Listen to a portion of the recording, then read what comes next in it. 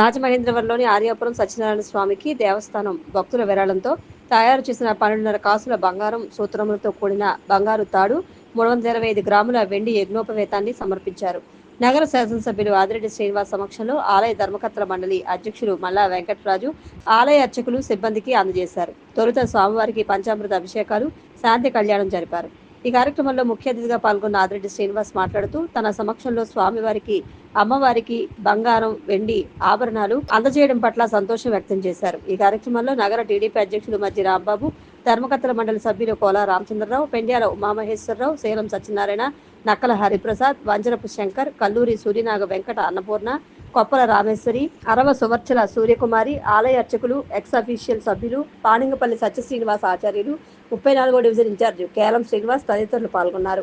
భారతదేశ సరిహద్దుల భద్రత పాలకులు చూసుకుంటారని, కానీ అంతర్గత భద్రతకు సామాన్యులు కూడా బాధ్యత వహించాలని ప్రముఖ పాత్రికేయుడు రాకా సుధాకర్ పిలుపునిచ్చారు. సమాలోచన వేదిక ఆధ్వర్యంలో దేశ భద్రత కిమ్ కర్తవ్యం అనే అంశంపై జరిగిన గోష్ఠిలో సుధాకర్ ముఖ్య వక్తగా ప్రసంగించారు. పౌరులు అందరూ తమ తమ రాజ్యాంగపరమైన బాధ్యతలు నిర్వర్తించినప్పుడు మాత్రమే దేశ భద్రత సాధ్యమన్నారు. కార్యక్రమం చివరిలో ప్రశ్నోత్తరాల కార్యక్రమం కూడా జరిగింది. ఆత్మవిశ్వాసంతో పాటు ఏకాగ్రత ఉంటే ఉన్నత లక్ష్యాలను చేరుకోవచ్చని రాజమహేంద్రవరం రామకృష్ణ మిషన్ కార్యదర్శి స్వామి పరిజ్ఞానంద, విజయవాడ రామకృష్ణ మిషన్ కార్యదర్శి స్వామి సితికంఠానంద పేర్కొన్నారు. తూర్పుగోదావరి జిల్లాలోని ప్రభుత్వ ఉన్నత పాఠశాలల విద్యార్థులకు వర్చువల్ మోడల్లో స్వామీజీలు విలువల దిశానిర్దేశం చేశారు.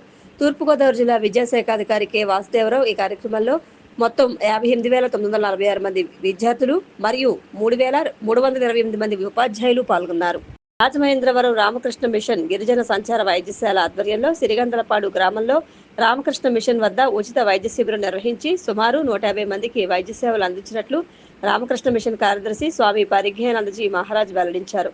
ఈ వైద్య శిబిరంలో వైద్యులు తలారి వెంకట సుబ్బారావు, పోతుల రామారావు, దాసరి ఉమామహేష్, రాయుడు శ్రీనివాస్ వైద్య సేవలు అందించారు. ఈ సందర్భంగా 50 మందికి రక్త పరీక్షలు, 8 మందికి థైరాయిడ్ పరీక్షలు చేశారు. 9 మందికి ఈసీజీలు, 7గురికి ఎక్స్రేలు తీశారు. అలాగే అవసరమైన వారికి ఫిజియోథెరపీ చేశారు. రామకృష్ణ మిషన్ క్యాంపు ఇన్ఛార్జ్ స్వామి లోకమయానంద ఈ శిబిరాన్ని పర్యవేక్షించారు. ఈ శిబిరానికి హాజరైన రోగులు, సహాయకులకు అన్నదానం చేశారు. ఈ వైద్య శిబిరంలో రామకృష్ణ మిషన్ సిబ్బంది, రామకృష్ణ మిషన్ వైద్య సేవల సమన్వయకర్త కానుమోని శ్రీనివాస్, వాలంటీర్ దాసరి పెద్ద అప్పారావు తదితరులు పాల్గొన్నారు. హాస్టల్ విద్యార్థుల ఆరోగ్య పరిస్థితులను తెలుసుకుని తద్వారా అవసరమైన వైద్య సేవలు అందించేందుకు తూర్పుగోదావరి జిల్లాలోని 63 రెసిడెన్షియల్ పాఠశాలలో చదువుతున్న విద్యార్థులకు ప్రత్యేక డ్రైవ్ ద్వారా సమగ్ర ఆరోగ్య పరీక్షలు నిర్వహించారు. వైద్యాధికారులు, పారామెడికల్ సిబ్బంది ఈ పరీక్షలు నిర్వహించారు. అలాగే విద్యార్థుల మానసిక ఆరోగ్యం దృష్ట్యా స్నేహపూర్వక కౌన్సిలింగ్ సెషన్లు ఏర్పాటు చేసి ఒంటరితనం, ఒత్తిడి, నిరుత్సాహం వంటి సమస్యలపై విద్యార్థులతో ఆత్మీయంగా సంభాషించి అవసరమైన సూచనలు అందించామని జిల్లా వైద్య ఆరోగ్య శాఖ అధికారి కె వెంకటేశ్వరరావు తెలిపారు. ఆశావహ దృక్పథం ప్రాముఖ్యతను వివరించి శారీరక, మానసిక ఆరోగ్య పరిరక్షణకు అవసరమైన మార్గదర్శకాలు ఇచ్చామన్నారు.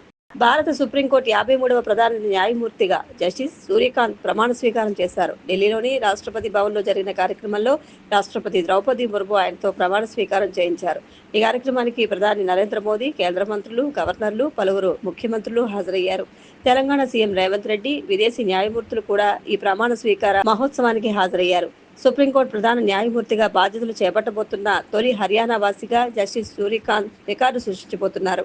జస్టిస్ సూర్యకాంత్ 2027 ఫిబ్రవరి వరకు దాదాపు 15 నెలల పాటు పదవిలో కొనసాగుతారు. హర్యానాలోని హిసార్ జిల్లా పెట్వార్ ఆయన స్వస్థలం. సాధారణ కుటుంబం నుంచి వచ్చిన సూర్యకాంత్ న్యాయవాద వృత్తిలో అంచెలంచెలుగా ఎదిగారు. అతి చిన్న వయసులోనే హర్యానా అడ్వకేట్ జనరల్ గా పనిచేశారు. వరుస ఎన్కౌంటర్లు, లొంగుబాట్లతో కుదేలవుతున్న మావోయిస్టు పార్టీ కీలక ప్రకటన చేసింది. దేశంతో పాటు ప్రపంచంలో మారుతున్న పరిస్థితులను అంచనా వేసిన తర్వాత ఆయుధాలను త్యజించడం ద్వారా సాయుధ పోరాటాన్ని తాత్కాలికంగా నిలిపివేసేందుకు సిద్ధంగా ఉన్నట్లు ప్రకటించింది.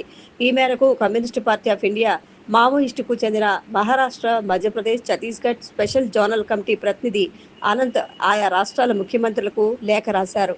అయితే ఆయుధాలు వీడేందుకు తమకు వచ్చే ఏడాది ఫిబ్రవరి వరకు సమయం కావాలని కోరారు. ఆయుధాలు వేడాలన్న తమ పార్టీ కేంద్ర కమిటీ సభ్యుడు, పొలిట్ బ్యూరో సభ్యుడు సోను దాదా నిర్ణయానికి మద్దతిస్తున్నట్లు తెలిపారు. ఈ మేరకు ఆయా రాష్ట్రాల ముఖ్యమంత్రులకు రాసిన లేఖలో వెల్లడించారు.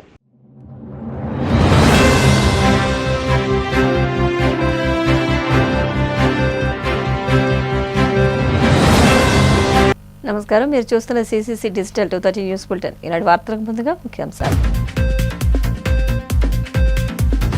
పుట్టపర్తి శ్రీ సత్యసాయి యూనివర్సిటీ స్నాతకోత్సవంలో పాల్గొన్న మంత్రి నారా లోకేష్ లవాల్ సర్వాల్ అనే బాబా నినాదాన్ని జీవితంలో భాగం చేసుకోవాలని విద్యార్థులకు పిలుపు. నక్కపల్లిలో 69వ ఆంధ్రప్రదేశ్ అంతర జిల్లాల స్కూల్ గేమ్స్ ని ప్రారంభించిన హోంమంత్రి అనిత రాష్ట్రంలో క్రీడాభివృద్ధికి కూటమి ప్రభుత్వం కృషి చేస్తుందని వెల్లడి. చంద్రబాబు హయాంలోనే మత్స్యకారులకు స్వర్ణయుగం సాధ్యమైందన్న మంత్రి అచ్చెన్నాయుడు వారి సంక్షేమానికి కూటమి ప్రభుత్వం కట్టుబడి ఉందని వ్యాఖ్య.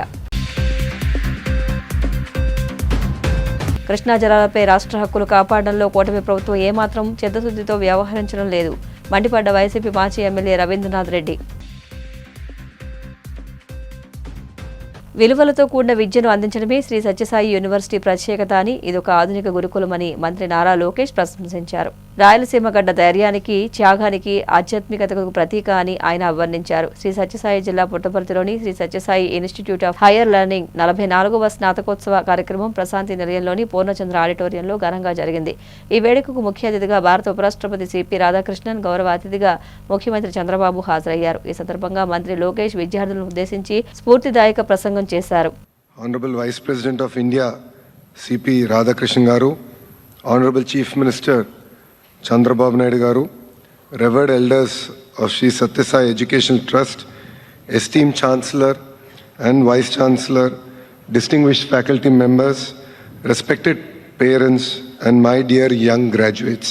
It is a profound honor to stand before you today at the 44th annual convocation of Sri Sathya Sai Institute of Higher Learning here in Prashanthi Nilayam in the sacred heart of Rayalaseema. The love and spirituality of Sathya Sai Baba radiates in all souls who visit Puttaparthi. His service to mankind has reached every corner of the world, including water supplies, countless people receiving medical care, and countless people experiencing divine love and spirituality here. We are especially honored by the presence of Honorable Vice President of India, Shri C.P. Radhakrishnan garu, a leader who embodies humility, integrity, and lifelong dedication to public service. His rise through hard work and service is a reminder that greatness is achieved through character and not through comfort. His presence today blesses this convocation with dignity, wisdom, and the spirit of true leadership. His journey from grassroots services to the Vice Presidency of India stands as a powerful inspiration to every young graduate here. Rayalaseema is a land known for its courage, simplicity, sacrifice, and spiritual radiance. And it is the very soil that gave birth to one of India's greatest son, Bhagwan Sri Sathya Sai Baba. A global spiritual light, Baba's divine vision and compassionate presence continue to guide not only this university but the entire world. It is this very soil charged with spirituality, simplicity and sacrifice that Baba envisioned a university unlike any other. A modern Gurukula that would produce graduates of character, not just qualification, leaders with compassion, not just ambition, professionals with purpose, not just skills. These are the qualities we need in India's next generation leadership. From this region, Baba created an educational model that the world now admires. A model blending intellectual sharpness with emotional balance and spiritual grounding. Long time ago, Baba had given an answer to what is the end goal of education. Not placement, not competition, not outward success. It is character. Here in Prashanthi Nilayam, the abode of peace, education is not only about the head, knowledge and inquiry. It is equally about the heart, empathy, humility, gratitude, and importantly, the hand, service, action, and responsibility. This triad of head, heart, and hand is the essence of holistic education. In a world that often values achievement over integrity, this university stands as a reminder that values are the foundation of true excellence. Today, the world is searching for education models that produce resilient leaders, ethical innovators, compassionate professionals, and citizens with an inner compass. Decades before the world sought this, Baba created it right here. Anakapalli జిల్లా నక్కపల్లిలో under-19 రాష్ట్ర స్థాయి బాలికల hockey championship పోటీలను హోంమంత్రి వంగలపూడి అనిత ప్రారంభించారు. ఈ పోటీలకు రాష్ట్రంలోని అన్ని జిల్లాల నుండి విద్యార్థులు హాజరయ్యారు. 3 రోజుల పాటు బాలబాలికల జట్ల మధ్య ఆసక్తికర పోటీలు నిర్వహించనున్నట్లు నిర్వాహకులు తెలిపారు. ముందుగా హాకీ మాంత్రికుడు ధ్యాన్చంద్ చిత్రపటానికి పూలమాలలు వేసి నివాళులర్పించిన అనంతరం మంత్రి అనిత విద్యార్థులను పరిచయం చేసుకుని వారి గౌరవ వందనం స్వీకరించారు. విద్యార్థుల ఆకర్షణీయ నృత్యాలు కార్యక్రమానికి ప్రత్యేక ఆకర్షణగా నిలిచాయి.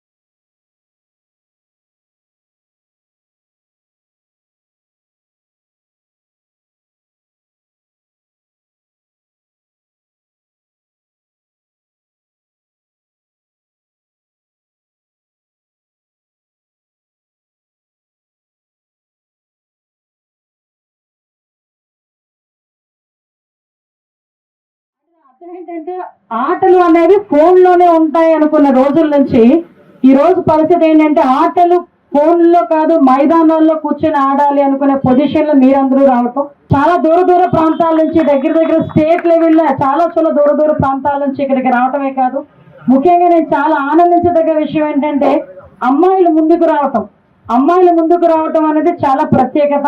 దీనికి ప్రత్యేకంగా నేను ఇక్కడ వచ్చిన ఈ అమ్మాయిలనే కాదు, వాళ్ళు పంపించిన తల్లిదండ్రుల్ని, వాళ్ళు ఇంత క్షేమంగా తీసుకొచ్చి ఇక్కడ కార్యక్రమంలో పాల్పంచుకునేటట్టు చేసిన ఆ స్కూల్ స్టాఫ్ ని కూడా ప్రత్యేకంగా నేను అభినందించాను.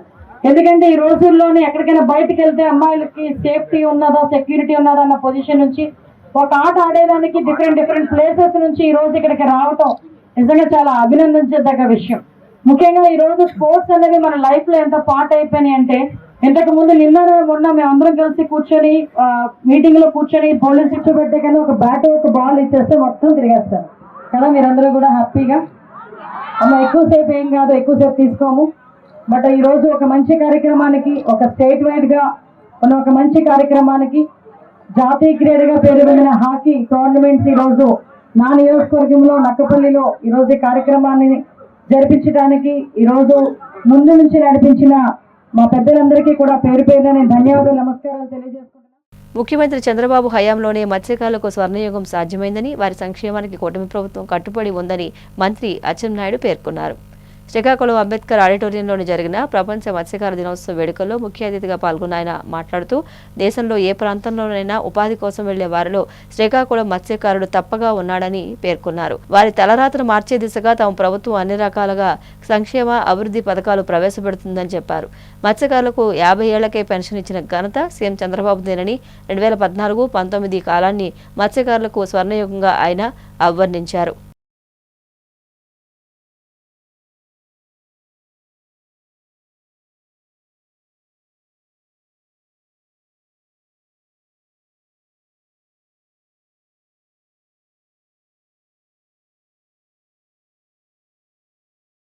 స్వాతంత్రం వచ్చిన తర్వాత 35 సంవత్సరాలు కేవలం మనం ఓటు వేసినటువంటి యంత్రాలుగా పెట్టినటువంటి విషయం గుర్తుపెట్టుకోవాలి. నేను 35 సంవత్సరాల నుంచి రాజకీయాల్లో ఉన్నాను. 1982 విశ్వవిఖ్యాత నట సార్వభౌముడు నందమూరి తారక రామారావు గారు తెలుగుదేశం పార్టీ పెట్టిన తర్వాతే మన మత్స్యకారులకి ఒక గౌరవం, గుర్తింపు వచ్చిన విషయం మనందరం ఒకసారి జ్ఞాపకం తెచ్చుకోవాలి. ఈ రాష్ట్రంలో సుదీర్ఘమైనటువంటి తీర ప్రాంతం ఉంది, దాదాపుగా 1100 కిలోమీటర్లు. అందులో అత్యధికంగా మన జిల్లాలో 194 కిలోమీటర్లు ఉంది. తెలుగుదేశం పార్టీ పెట్టారు, 43 సంవత్సరాలు అయింది.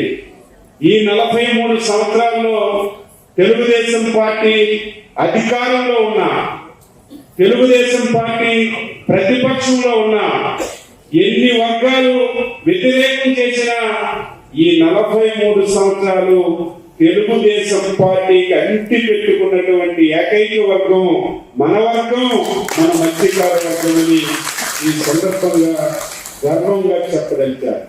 అందుకే ఆ రోజు ఎన్టీ రామారావు గారి నుంచి నేటి చంద్రబాబు నాయుడు గారి వరకు ఎన్ని కష్టాలున్నా, ఎన్ని ఆపత్తులున్నా, ఎన్ని ఆర్థిక సమస్యలున్నా మీకు అండదండగా ఉన్న విషయం మనందరం కూడా గుర్తుపెట్టుకోవాలి. చాలా మందికి తెలియదు, తెలుగుదేశం పార్టీ ఎన్టీ రామారావు గారు పుట్టి పెట్టిన తర్వాత చాలా మంది పుట్టారు, చాలా మంది చనిపోయారు. ఎవరికి తెలియదే? మనందరం ఈ జిల్లాలో పుట్టాం, మనందరం గ్రామాల్లో ఉన్నాం. 1982 ఎన్టీ రామారావు పార్టీ పెట్టక ముందు మన గ్రామాలకి మౌలిక సదుపాయాలు ఉన్నాయా? ఏ గ్రామానికి వెళ్ళినా రోడ్లు గాని, స్కూలు గాని, కరెంటు గాని, తాగడానికి పనుల మీద నడిచినటువంటి రోజులన్నీ కూడా గుర్తొస్తున్నాయి. ఈ 42 సంవత్సరాల్లో ఏం చేశామంటే ప్రతి మంచి మౌలికమైనటువంటి సదుపాయాలు ఇచ్చాం.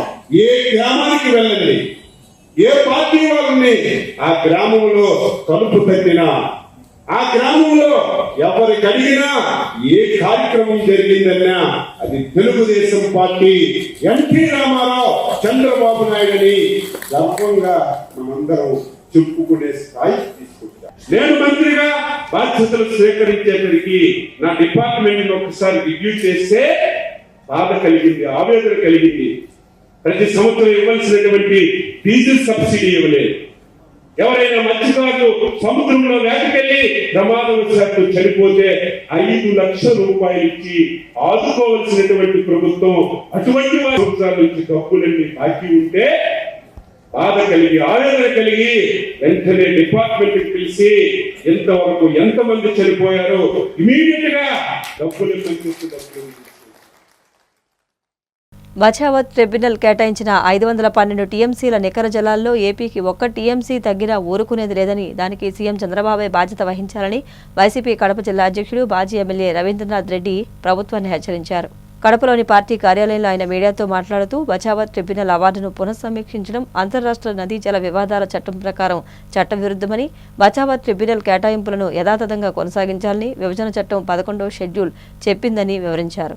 కృష్ణా జలాలపై రాష్ట్ర హక్కులు కాపాడడంలో కూటమి ప్రభుత్వం ఏమాత్రం చిత్తశుద్ధితో వ్యవహరించడం లేదని మండిపడ్డారు.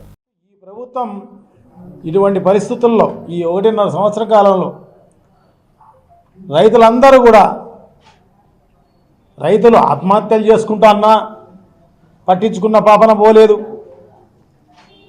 రైతులకు విత్తనాలు దొరక్కపోయినా పట్టించుకున్న పాపాన పోలేదు, ఎరువులు అందకపోయినా పట్టించుకున్న పాపాన పోలేదు, పంట నష్టం జరిగినా పట్టించుకున్న పాపాన పోలేదు, ఇన్సూరెన్స్ అతిగతి లేదు. ఈ రకంగా ఏమి జరిగినా పట్టించుకున్న పరిస్థితి లేదు. త్రూఅవుట్ ఆంధ్ర రాష్ట్రం అన్ని పంటలు ఆ విధంగా వేసిన పంట వేసినట్టుగానే నష్టం వచ్చిన పరిస్థితి మనం చూస్తున్నాం. లక్షలాది మంది రైతులు ఇబ్బంది పడుతున్న పరిస్థితి మనం చూస్తున్నాం. వందలాది మంది రైతులు చనిపోతున్న పరిస్థితి మనం చూస్తున్నాం. ఈ ప్రభుత్వానికి చీమ కుట్టినట్టు కూడా లేదు. ముఖ్యమంత్రి గారు రివ్యూ చేయడమో లేకుంటే వ్యవసాయ శాఖ మంత్రి రివ్యూ చేయడమో అన్న కూడా చేయలేదు. పూర్వం జగన్మోహన్ రెడ్డి గారి పరిపాలనలో సీఎం యాప్ ఉండేది, సీఎం యాప్. ఆ యాప్లో అప్లోడ్ అయినవి అన్నీ కూడా సమస్యలన్నిటినీ కూడా అక్కడ పరిష్కారం దొరికేది.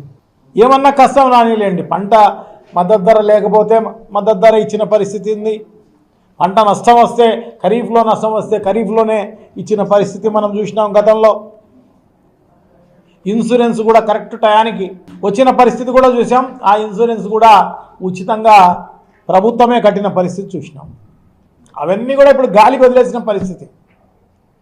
రైతు భరోసా కేంద్రాలు అయితే రైతులకు బాగా ఉపయోగపడాలి, పరిపాలన వికేంద్రీకరణ జరిగితే రైతులకు మంచి జరుగుతుందన్న ఉద్దేశంతో 2000 జనాభాకు ఒక రైతు భరోసా కేంద్రాన్ని పెట్టి అక్కడ వ్యవసాయ అధికారిని అక్కడ ఉంచి ప్రతి దశలోనూ రైతుకు ఉపయోగపడిన పరిస్థితి మనం చూసినాం. విత్తనం నుంచి పంట అమ్మేంత వరకు కూడా ప్రతి దశలోనూ ఏ దశలో అయినా నష్టం జరిగినా నష్టాల్లో ఇమ్మీడియట్గా ప్రభుత్వం ఇంటర్వ్యూన్ అయ్యి నష్టం రాకోకుండా చూసిన పరిస్థితి అంతా కూడా చూడటం జరిగింది. ఎంత దారుణం, ఎంత దుర్మార్గం! కథలు చెప్పి రైతులకు అందరికీ మోసం చేసి 20,000 రూపాయలు ఇస్తామని చెప్పి అది కూడా కేంద్ర ప్రభుత్వం ఇచ్చేది కాకోకుండా 6,000 PM కిసాన్ ఇచ్చేది కాకుండా మేము ఇస్తామని చెప్పి అది కూడా జగన్మోహన్ రెడ్డి గారు 4 విడతలుగా ఇస్తున్నారు, మేము అట్లా కాకుండా ఒకటే విడతగా ఇస్తాం, ఇన్ని కథలు చెప్పి రైతులందరినీ మోసం చేసి ఈ రకంగా ఇంత దారుణంగా ఇంత దుర్మార్గంగా పరిపాలిస్తున్న పరిస్థితి గతంలో ఎప్పుడు చూసినాం. వేరే రాష్ట్రంలో కూడా ఎక్కడ ఉండిన పరిస్థితి కూడా లేదు. అంత దారుణం. అరటి అయితేనేమి ఇప్పుడైతే దారుణం.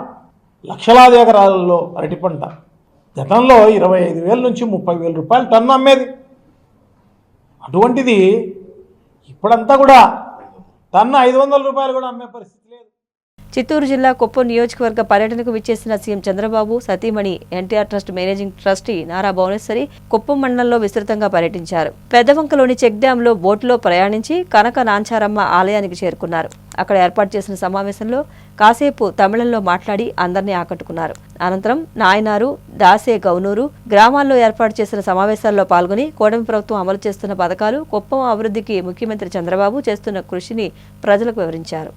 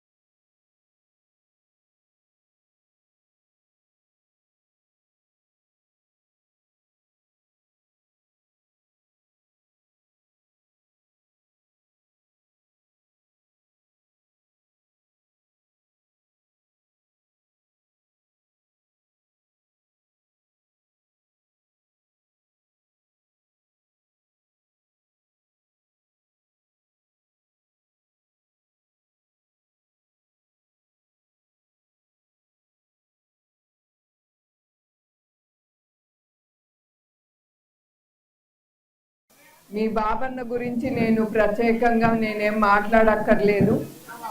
ఆయన గురించి మీ అందరికీ తెలుసు. ఆయన ఏ పని చేసినా ఆయన కుటుంబంకి ఏమి లబ్ధి పొందుతారని కాదు, ఆయన ఎప్పుడు ప్రజలకి ఏది అవసరమో మీరందరూ సుఖ సంతోషాలతో ఉండాలని ఆయన చాలా కార్యక్రమాలు చేపట్టారు. అట్లానే మన కుప్పంకి ఆయన 7 ఇండస్ట్రీలు తీసుకొచ్చారు. అక్కడతోనే కాదు, రోడ్లు వేశారు, కరెంట్ కానీ డ్రైనేజ్ సిస్టమ్ కానీ, అట్లానే ప్రతి ఇంటి మీద సోలార్ సిస్టమ్ అనేది తీసుకొస్తున్నారు కూడా. ఎక్కడ అవ్వలేదు అక్కడ పూర్తి చేసి దాంతో మీ కరెంటు బిల్లు తగ్గుతుంది. ఆ ఆలోచనతోనే ఆ సోలార్ సిస్టమ్ అనేది తీసుకొస్తున్నారు. మన దుర్గమ్మ తల్లికి ఇప్పుడు వరకు ఆయన 8 కోట్లు శాంక్షన్ చేశారు. అదే కాకుండా ఇక్కడ రావటానికి ఒక బ్రిడ్జ్ కూడా నిర్మిస్తారు, ప్రజలకి భక్తులకి అది వీలుగా ఉండటానికి. ఇంతవరకు చంద్రబాబు నాయుడు గారిని నమ్మకం పెట్టుకుని 8 సార్లు ఆయన గెలిపించారు. అది ఎప్పుడు మా కుటుంబం మిమ్మల్ని కుప్పం ప్రజల్ని మేము మర్చిపోము. ఒక నాయకుడిని నమ్మి అన్ని కోట్ల రూపాయలు మన కుప్పంకి ఇన్వెస్ట్ చేయడానికి వస్తున్నారంటే మన ఒక్క నాయకుడి మీద నమ్మకం పెట్టుకుని ఆ డబ్బు అనేది ఇక్కడ ఇన్వెస్ట్ చేస్తున్నారు. గత 5 సంవత్సరాలు ఉండే కూడా మన ముందరుండే ప్రభుత్వం సర్వనాశనం చేసింది. అయినా కూడా అన్ని కోట్లాది రూపాయలు తీసుకొచ్చి ఇక్కడ పెడుతున్నారంటే ఒక నాయకుడి మీద నమ్మకం. అదే కాదు, ఆయన ఎలక్షన్ అప్పుడు సూపర్ 6 అప్పుడు ఆయన గ్యారంటీ ఇచ్చారు 20 లక్షల ఉద్యోగాలు తీసుకొస్తానని. అట్లానే ఇప్పుడు వచ్చే ఇన్వెస్ట్మెంట్ లో 16 లక్షల ఉద్యోగాలు లబ్ధి పొందుతుంది మన ఆంధ్ర రాష్ట్రం. ఇక్కడికి వచ్చిన మహిళలకి ఇంకొకటి చెప్పాలి, ఈ వచ్చిన 7 ఇండస్ట్రీల్లో 3 ఇండస్ట్రీలు మన మహిళల కోసమే. మన మహిళలు వెళ్ళి అక్కడ పని చేయొచ్చు, అది మీరు గుర్తుంచుకోవాలి.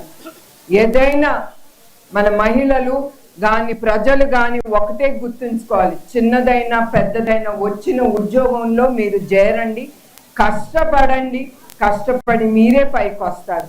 దానికి దేవుడు అనేవాడు ఉన్నాడు. అట్లానే మరొక్కసారి ఇక్కడికి వచ్చిన ప్రజలందరికీ ఎంతో ప్రేమతో ఇంత దూరం మీరందరు నా కోసం వచ్చారు. పేరు పేరున ప్రతి ఒక్కరికి నా హృదయపూర్వక నమస్కారాలు, ధన్యవాదాలు. భగవాన్ సత్యసాయిబాబా సత్యం, ధర్మం, శాంతి, ప్రేమ, అహింస వంటి ధర్మాలను ఆచరించి ప్రపంచవ్యాప్తంగా భగవత్ రెసిడెన్షియల్ పూజింపబడుతున్నారని పశ్చిమ గోదావరి జిల్లా కలెక్టర్ చదలవాడ నాగరాణి అన్నారు. భగవాన్ శ్రీ సత్యసాయిబాబా శత జయంతి వేడుకలను పురస్కరించుకుని వేమవరం భీమేశ్వర స్వామి దేవస్థానం సమీపంలోని శ్రీ సత్యసాయిబాబా కళ్యాణ మండపం వద్ద జిల్లా యంత్రాంగం ఆధ్వర్యంలో సత్యసాయిబాబా శత జయంతి వేడుకలను అధికారికంగా అంగరంగ వైభవంగా నిర్వహించారు. తొలుత సత్యసాయిబాబా చిత్రపటానికి జిల్లా కలెక్టర్ చదలవాడ నాగరాణి, ఆచంట శాసనసభ్యులు పితాని సత్యనారాయణ, జిల్లా joint collector T Rahul Kumar Reddy తదితరులను పూలమాలలు వేసి సత్యసాయిబాబాను స్మరించుకున్నారు. ఈ సందర్భంగా జిల్లా కలెక్టర్ చదలవాడ నాగరాణి మాట్లాడుతూ సత్యసాయిబాబా మానవ సేవే మాధవ సేవగా భావించి అనేక సేవా కార్యక్రమాలు చేపట్టారన్నారు. ఆచంట శాసనసభ్యులు పితాని సత్యనారాయణ మాట్లాడుతూ ప్రభుత్వ ఆధ్వర్యంలో జరిగే భగవాన్ సత్యసాయిబాబా జన్మదిన వేడుకల్లో పాల్గొనడం చాలా ఆనందంగా ఉందన్నారు. జిల్లా joint collector T Rahul Kumar Reddy మాట్లాడుతూ అందరినీ ప్రేమించు, అందరినీ సేవించు అనే సందేశంతో మానవ సేవే మాధవ సేవగా ప్రపంచవ్యాప్తంగా లక్షలాది మంది ప్రజలకు విద్య, వైద్యపరంగా భగవాన్ సత్యసాయిబాబా అనేక సేవలు అందించారన్నారు. అనంతరం ముఖ్య అతిథుల చేతుల మీదుగా సత్యసాయిబాబా శతవార్షిక లోగో 2026 డైరీ, క్యాలెండర్ ఆవిష్కరించారు.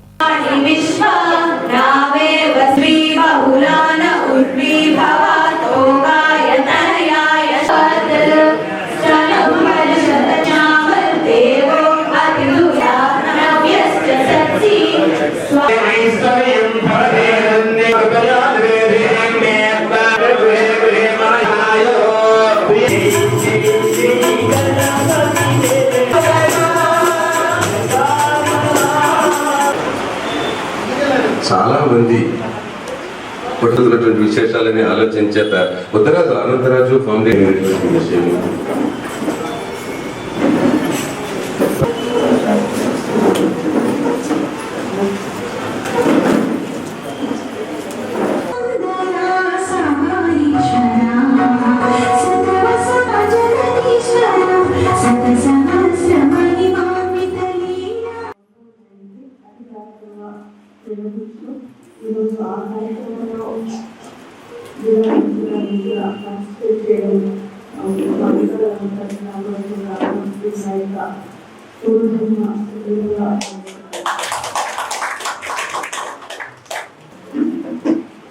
మహాయోగి భగవత్స్వరూపుడు భగవాన్ సత్యసాయిబాబా జయంతి ఈరోజు మనం అందరూ సెలబ్రేట్ చేసుకుంటాము.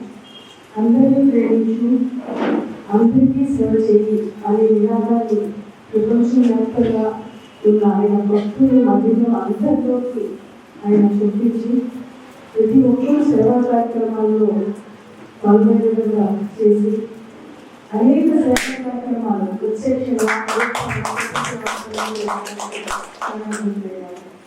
ఆయన శాంతి, సత్యం, ధర్మనిష్ట, సేవ ఈ 5 సూత్రాలని పాటిస్తూ ప్రతి వ్యక్తిగా జీవితాన్ని గడపాలని చెప్తూ ఆయన సొంతంగా ఆచరించి చూపించాడు.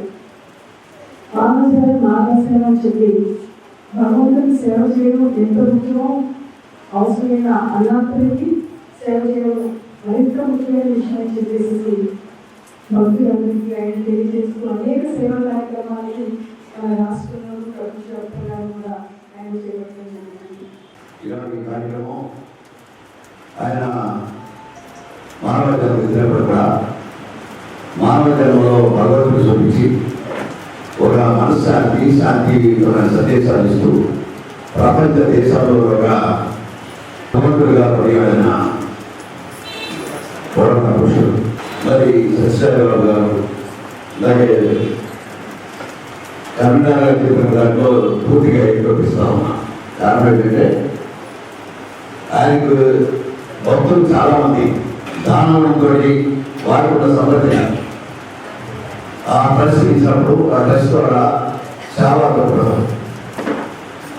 ఆయా ప్రాంతంలో ఉండే ఇబ్బందులు తొలగించడంలో ఆయన ప్రధాన భూమిక వహించి ఈనాడు కూడా కొనియాడబడుతున్న పురాణ పురుషుడు. ఒక ప్రతి ఒక్కరిలో మనశ్శాంతి కావాలి, మమ్మల్ని కూడా చూశారు. కానీ అట్లీస్ట్ మీ వ్యవహారం రావాలని ఆలోచించాడు జిల్లా కలెక్టర్ అనుమానం మేరకు ఈరోజు కార్యక్రమం ప్రారంభించగా యజమాని ఏదైతే ఇవాళ అధిపతికి హృదయపరంగా అభినందిస్తూ ఉన్నాను. కాబట్టి అక్కడికి వెళ్ళబడి ఇక్కడ వచ్చాను. మీ జిల్లా కూడా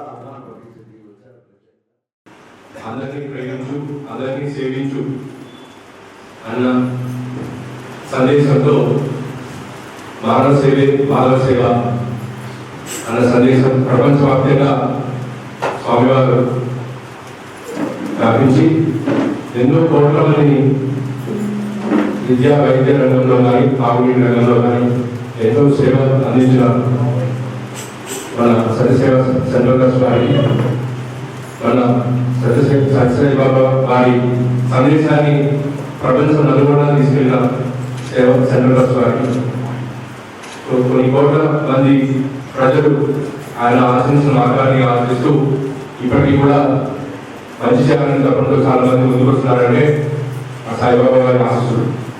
ఖర్చు పెట్టుకోలేని పరిస్థితుల్లో ఉండేది. నేను కూడా అలాంటి పరిస్థితి నుంచి వచ్చాను. నేను కూడా గవర్నమెంట్ ఇచ్చిన ఫీజు యూనివర్సిటీ ద్వారా ఎస్సీ యూనివర్సిటీ చదువుకోవడం జరిగింది. అదేవిధంగా ఆరోగ్య రంగంలో కూడా మా నాన్నగారు నేను ఇంటర్మీడియట్ ఉన్నప్పుడు కిడ్నీకి సంబంధించి ఇన్వెస్ట్ రావడం జరిగింది. అప్పుడు కూడా మళ్ళీ గవర్నమెంట్ తరఫున అప్పుడున్న ఆర్ఎస్సీ కానీ ఇప్పుడున్న ఇండియా ప్రజల తరఫున అది వైద్యానికి అక్కర్లేదు, సేవకు అక్కర్లేదు. ఎవరు కూడా అక్కడ తిరిగి దాని లేవు. అన్ని ఏదైనా నేను వెళ్ళి ఒకసారి సందర్భంటే సందర్శించుకోవాలి ఎక్కువంటే పెట్టారు. వాళ్ళు ఏమన్నా కండిషన్స్ పెట్టారు, నేను ఇంటి తరఫు చేయాలి అంటే మీ స్వయంగా సంపాదించిందంటే సద్వినియోగం చేయాలంటే అంత నిస్వార్థంగా మనం